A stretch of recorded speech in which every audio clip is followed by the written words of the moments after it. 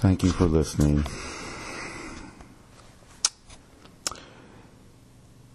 In Matthew chapter 12, verse 8, we read that Jesus, the Son of God, the Word, or the Son of Man, is also the Lord of the Sabbath. Now, what does this mean to us? And how does it affect us? As Christians, we know that we are to honor the Sabbath.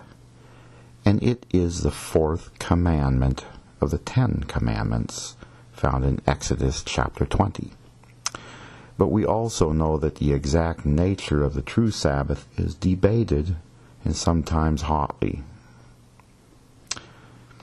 Now, is a true Sabbath Saturday or Sunday? Or is it really something else? I think one can use several scriptures to show that actually it is something else. And this is understood by very few people, including Christians. Let me explain. In John chapter 5, we see Jesus doing many things and healing people. And he tells a lame man to pick up his bed or pillow that he was sort of lying on and walk. And he tells this lame man to do this even though it is a general traditional day of Sabbath at that time.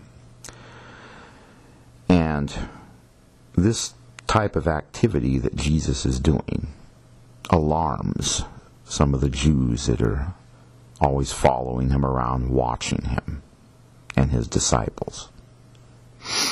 Somewhat later, Jesus is confronted by a group of Jews, and they wish to persecute him because he's doing so many things on the Sabbath, and they're troubled by it. They think he's working on the Sabbath and that this work is unlawful. Jesus replies to them, "My Father is still working, and I am working also." Put that in quotes. This angers this group of Jews even more because he's calling God his Father, and he has a special relationship with the Father. And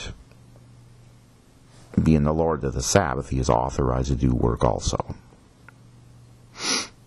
Now, it needs to be pointed out that even though God rested the seventh day from all his work of creation, this does not mean that no activities from the Lord on high are going to be done. It doesn't mean that there's no works of mercy or healing or anything like that is going to take place. Of course not. And there's no contradiction here either.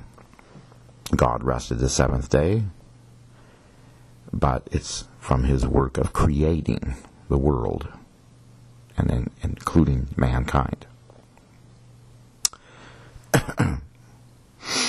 It also needs to be pointed out that we are still in that seventh day.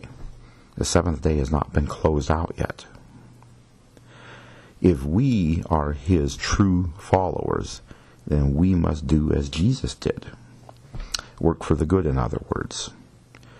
Now, the Jewish leaders, they did not understand this. Or maybe some did, but they obviously didn't speak up very much. And it appears that the Jewish leaders, whether Pharisees or Sadducees, etc., were basically just tied up into legalism. They were slaves, actually, to legalism. So they did not understand this, or they didn't want to. The true rest, as mentioned in the New Testament book of Hebrews chapter 4, is the Lord's rest, which has continued. And his Son, the divine Logos, is the high priest and king now. Just as the Father and Son both are in the true rest, we are supposed to be there too, as his followers. Look in Hebrews chapter 4, verses 9 and 10 for clarification of that. And we all know that as followers of Jesus, we are supposed to imitate him.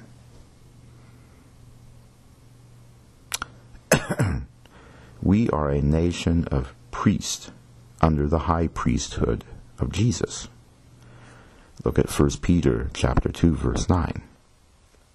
And we are also the antitype of the old Levitical priesthood found in the Old Covenant. We actually supersede that. We're a superior priesthood. Just like Jesus is a superior high priest. And the old priest of the Old Covenant, they actually profaned the Sabbath in a sense of working on it, although it was for priestly duties and so forth. But see, as Christians, everything we do, even our regular work of going to work and doing our regular jobs, is supposed to be for Christ. To make a long story short, every day is supposed to be the Sabbath for us. The Sabbath has not stopped. God's rest has not stopped. We're in it. And Jesus is the true priest and king, and he's the Lord of the Sabbath, and we're under him. So I hope I've made this clear enough. And thank you for listening, and God bless.